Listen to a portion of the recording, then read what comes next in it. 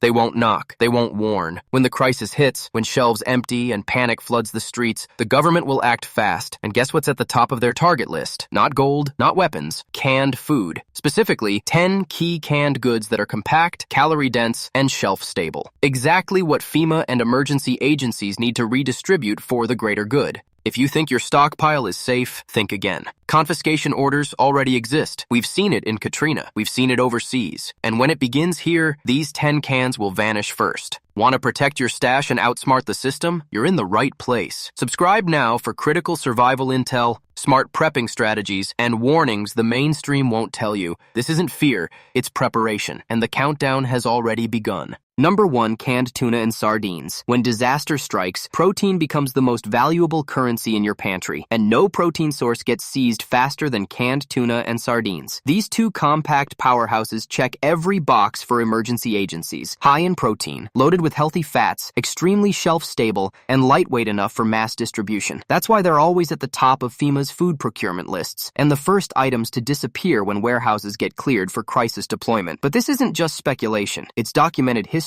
During Hurricane Katrina, and again in Puerto Rico after Hurricane Maria, the U.S. government and affiliated aid groups cleared out wholesale supplies of canned fish within days. Shelters received bulk crates, grocery stores were suddenly empty, and everyday citizens, especially unprepared ones, were left with nothing but stripped shelves and regret. Why tuna and sardines? Because unlike canned beans or soups, these require no cooking. They're ready to eat, compact, and packed with omega-3s that support brain and immune function, critical during times of stress, shock, or injury. Government agencies know this. That's why during military operations and disaster recovery, canned fish is categorized as Tier 1 survival protein, often reserved for first responders and high-priority aid recipients. But here's the catch. Not all tuna is equal. Albacore is preferred for its higher protein, but it's also pricier. Sardines, on the other hand, are loaded with calcium, iron, and heart-protective fats, making them one of the most complete survival foods in a can. They're also smaller, denser, and usually packed in oil or tomato sauce,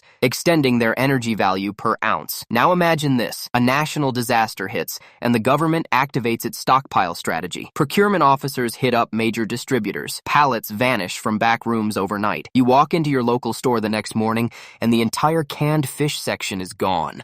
No warning, no announcement, just empty racks and confused shoppers. At that point, it's too late. If your prepper pantry doesn't already include canned tuna and sardines, you're leaving a gaping hole in your protein security plan. And don't just grab 1 or 2 cans, build a buffer. Rotate them regularly and store them somewhere cool and dark to maximize shelf life. Bonus tip? Look for cans with pull-tab lids, because when the grid's down, can openers become a luxury. This isn't just about flavor or convenience. It's about staying fueled when everything else collapses. The smart move? Stock what the government will seize first, and do it before they do. Number 2, canned baby formula and evaporated milk. When shelves are stripped bare and panic sets in, there's one category of food the government rushes to control before anything else: infant and emergency nutrition. That's why canned baby formula and evaporated milk are among the first to be seized or redirected during crisis situations. Why? Because babies and the medically vulnerable can't survive without them. In any declared emergency, whether it's a war, a blackout, or a natural disaster, agencies like FEMA and the Red Cross are mandated to prioritize children, nursing mothers, and hospitals. That means the moment supply chains are threatened, authorities begin confiscating or fast-tracking baby formula and shelf-stable milk for emergency redistribution. We saw it during the COVID-era shortages. One manufacturing disruption and a ripple of panic led to months of empty shelves. Parents were left crying in supermarket aisles. And behind the scenes, government agencies were already rerouting bulk shipments to hospitals and child shelters, leaving the general public scrambling. Here's what most people don't realize. Evaporated milk is often used as a substitute for infant formula in extreme cases. It's shelf-stable, calorie-dense, and can be diluted with sterilized water for emergency feeding. That makes it a critical fallback, not just for babies, but for survival nutrition across all age groups. During wartime rationing, canned milk became a lifeline when fresh dairy was impossible to access. And in modern prepping, it still holds value, not just as a drink, but as a cooking ingredient when other fats and liquids are scarce. But here's the real danger. Scarcity breeds control. Once demand spikes, these products don't just vanish, they get rationed. You might walk into a store and see signs,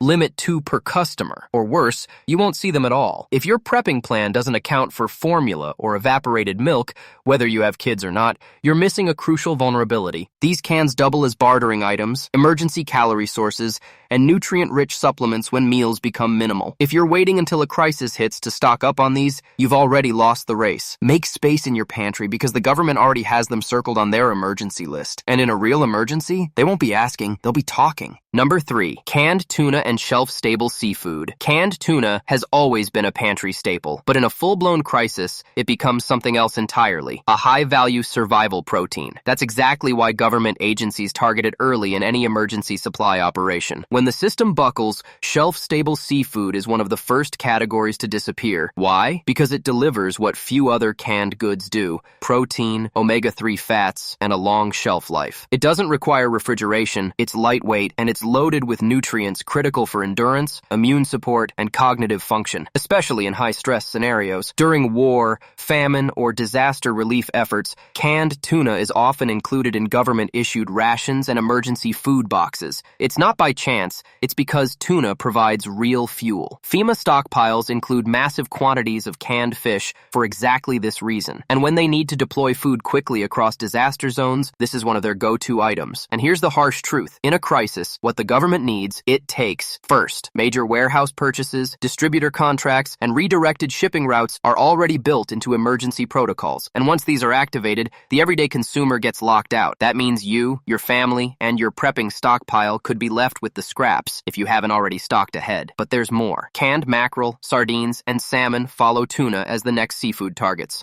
They're protein-dense, nutrient-rich, and require no cooking. Exactly what emergency planners want, and exactly what you'll miss once demand surges. We saw glimpses of this during the pandemic and after hurricanes, shelves wiped clean, restocks delayed for weeks, and prices quietly surging. That wasn't just panic buying, it was systematic redirection, with government contracts taking priority over retail. If your prepping plan skips canned seafood because it's too basic, think again. These items aren't just food, they're survival multipliers. They require zero fuel, work in any meal, and last for years. They're also excellent for bartering, especially in urban areas where meat access becomes impossible. Don't wait for the government to remind you how valuable these cans are. By the time you notice them missing, it's already too late. Number 4, canned chili and ready-to-eat stews. When things go south, grid failure, martial law, natural disaster, speed matters. And that's exactly why canned chili and ready-to-eat stews are on every emergency responder's radar. They're hot, dense, and self-contained meals in a can. No prep required, no extra ingredients needed, and minimal fuel to heat. That's gold in a crisis. But here's the part most people miss. These aren't just convenient foods. They're tactical assets in emergency logistics. That's why FEMA, the Red Cross, and National Guard operations all target them when prepping for mass distribution. The moment the government declares a crisis, these shelf-stable, calorie-packed meals are swept up in bulk, long before the public even knows what's happening. Each can delivers not just calories, but diversified nutrients, protein, carbs, and fat, all in a heat-and-eat format. Chili has beans for fiber and protein, meat for iron and strength, and fat for energy. Stews offer the same balance: potatoes, meats, sauces, and vegetables. In survival terms, this isn't food. It's fuel for movement, thinking, and recovery. And that's why they'll vanish early. Wartime prep manuals even recommend chili and stew varieties as part of bug-out rations for soldiers and rescue teams. Why? Because when the infrastructure collapses, people don't have time to cook rice or soak beans. They need immediate nourishment. One pull of the tab and they're eating. That speed makes it a top priority during evacuations, mass feeding centers, and disaster shelter meal planning. But here's the bad news for you. Most people only stock a few cans at a time, assuming they'll always be available. They won't. Once supply chains tighten, warehouses will reallocate bulk orders to fulfill government contracts first. And by the time you check your grocery store shelf, your favorite brands, and even off-brands, will be gone. Smart preppers stock these in tiers: mainstream brands for taste and comfort, bulk off-brands for calorie insurance, and even homemade versions pressure canned at home for control and long-term savings. If you wait until after a government emergency broadcast to get your hands on chili or stew, you're already behind. Secure them now, because when the trucks stop, these won't just be nice to have. They'll be the difference between stress and strength, between hunger and heat.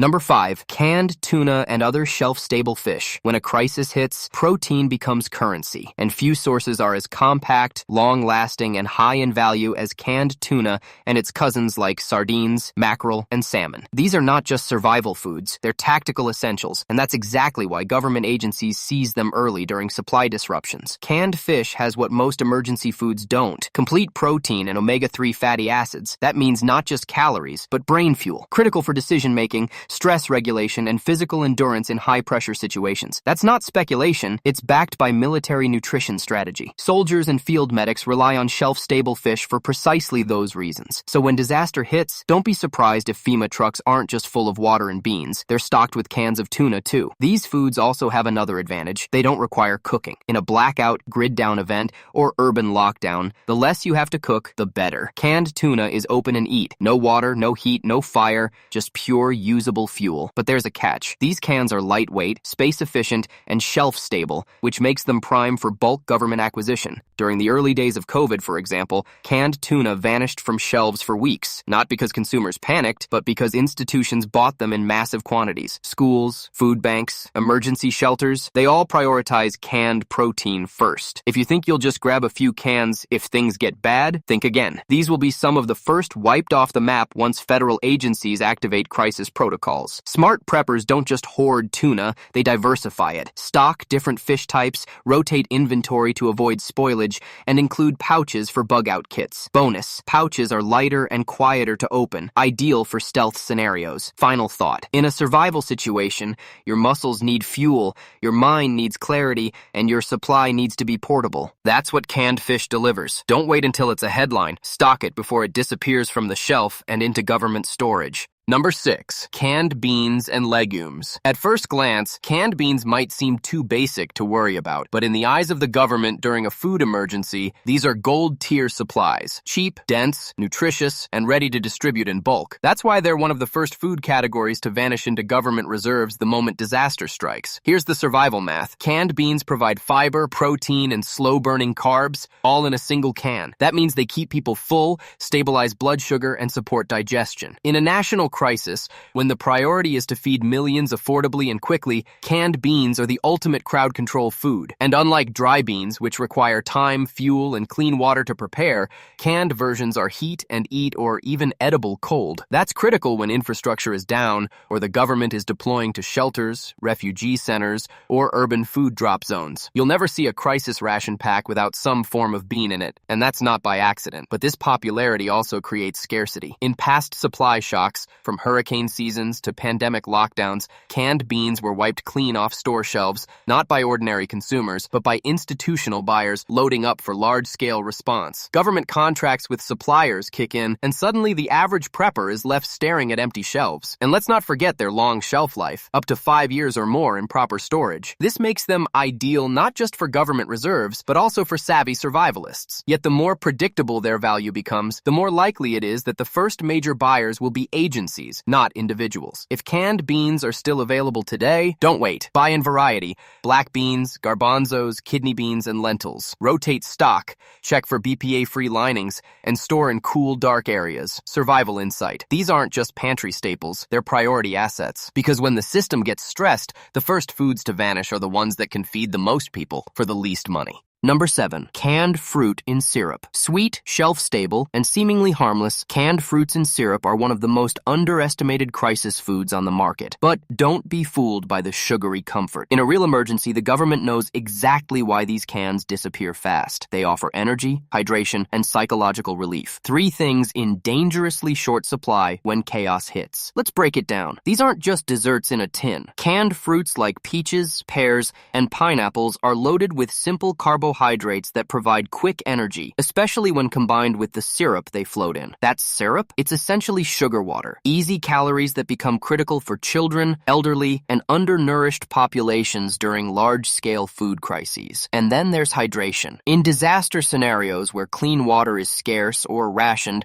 the juice in canned fruit can provide life-sustaining fluid. Emergency responders know this, and that's why canned fruits often show up in MREs and FEMA rations. But the biggest reason reason governments prioritize this item? Morale. When people are scared, starving, and stuck in shelters, a can of sweet fruit feels like a luxury. It's emotional triage. That makes it an essential part of maintaining public calm, especially during long-term outages or martial law-style lockdowns. Now here's what most preppers miss. Canned fruits and syrup have a shorter shelf life than beans or meats due to the sugar content breaking down over time. They also dent easily, raising the risk of spoilage. That's why smart stockpilers check dates carefully, rotate regularly, and store them away from heat. If you want the upper hand, start stocking varieties with no added sugar or those in fruit juice, not syrup. They're better for your health, and they're less likely to spike blood sugar in stressful conditions. Crisis tip. These aren't just comfort foods. In the early hours of an emergency, they become strategic calorie bombs, and the government will scoop them up fast. Number 8. Canned chili and stews. At first glance, canned chili and stews look like a survivalist's dream, high in protein, packed with calories, and easy to heat and eat. But that's exactly why they vanish first in any real crisis, and why the government often prioritizes them for rapid redistribution during food shortages or national emergencies. These cans aren't just meals, they're complete systems. They contain meat, beans, carbs, and fats in one compact unit, making them perfect for feeding large groups quickly. In a shelter, military base, or emergency field unit, handing out one can per person simplifies logistics and reduces waste. That makes chili and stew high-value commodities, the kind that governments don't leave on shelves once panic buying starts. But here's the catch. These cans are heavy, bulky, and often loaded with sodium and preservatives. One can of chili can easily exceed your entire day's recommended sodium intake. That may be fine for a one-off meal, but in a prolonged crisis, too much salt without enough clean water becomes a recipe for dehydration and serious health problems. Worse,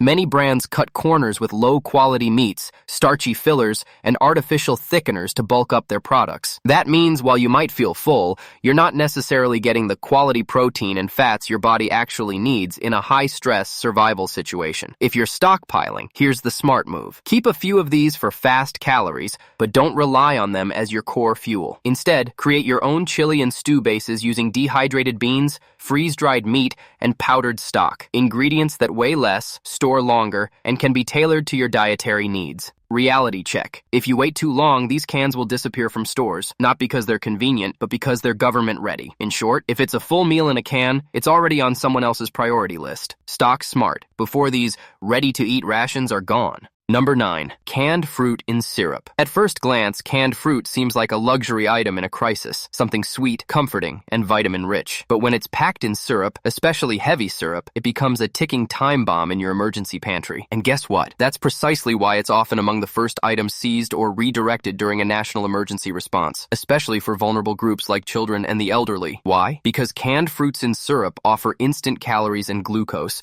making them ideal for emergency aid kits, disaster shelters, and energy-depleted individuals. Government agencies know this. That's why they stockpile and prioritize fruit cans, not just for nutrition, but to help calm and stabilize distressed populations. But for the average prepper, these cans are a mixed bag. While they do offer quick energy and a temporary morale boost, they're also loaded with sugar. A single cup of peaches in syrup can contain over 30 grams of sugar, equivalent to a candy bar. That sugar rush may feel comforting at first, but it leads to crashes, inflammation, and suppressed immune function if relied on heavily. In survival mode, that's the last thing your body needs. Even worse, the syrup accelerates spoilage once the can is opened. And in hot climates or compromised storage conditions, even sealed cans can degrade faster due to the high sugar and acid interaction, leading to bulging, rust, or bacterial risk. So what's the better strategy? Stock canned fruit in 100% juice, or go for freeze-dried fruit pouches. Freeze-dried options are lighter, last longer, and contain no added sugar, while still delivering essential vitamins and fiber. You can rehydrate them for meals, or eat them dry for a crunchy, nutritious snack. Also, consider storing vitamin C tablets or dehydrated citrus powders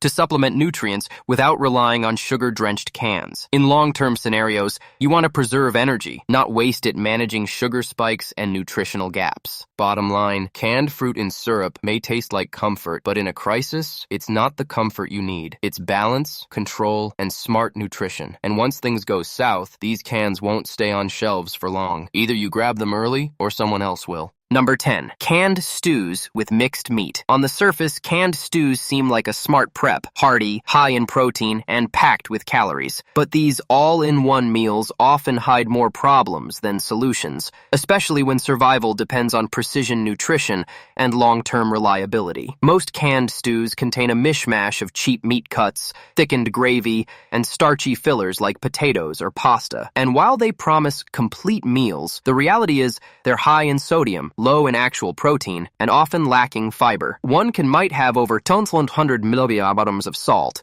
more than half your daily limit, plus preservatives, artificial thickeners, and sometimes mystery meats labeled simply as beef or pork. But the biggest issue? Unpredictable digestion. In crisis situations where clean water, sanitation, and medication are limited, the last thing you want is food that causes bloating, gas, or stomach upset. And unfortunately, canned stews, especially those with multiple meats and additives, are notorious for causing exactly that. Now add the fact that governments often seize these for field rations and military reserves, and you've got a prepper item that's both vulnerable to shortages and problematic under stress. Smarter option? Create your own stew kits using dehydrated vegetables, vacuum-sealed cooked meat, and bouillon or seasoning packets. These are lighter, cleaner, and easier on your body, and they give you full control over ingredients. Smart prepping isn't just about stockpiling calories, it's about knowing what fuels your body without backfiring. And canned stews, they're a gamble, especially when the stakes couldn't be higher. Final warning, prepare smarter, not just harder. When a crisis hits, it's not just shelves that go empty, it's freedoms that vanish. The government won't hesitate to seize resources they consider critical, and these canned foods will be among the first to disappear, not because they're rare, but because they're useful. If you're caught unprepared, you'll be left watching your hard-earned supplies get redirected elsewhere. But you've seen the list, you know what's coming, and now you know what to protect, what to hide, and what to replace. Don't just survive, outsmart the system. Hit that subscribe button if you're done being vulnerable and ready to stay 10 steps ahead. Like this video if you're protecting your family the smart way, and drop a comment. Which canned food are you guarding the most? This is more than prepping, it's preserving your independence, one can at a time.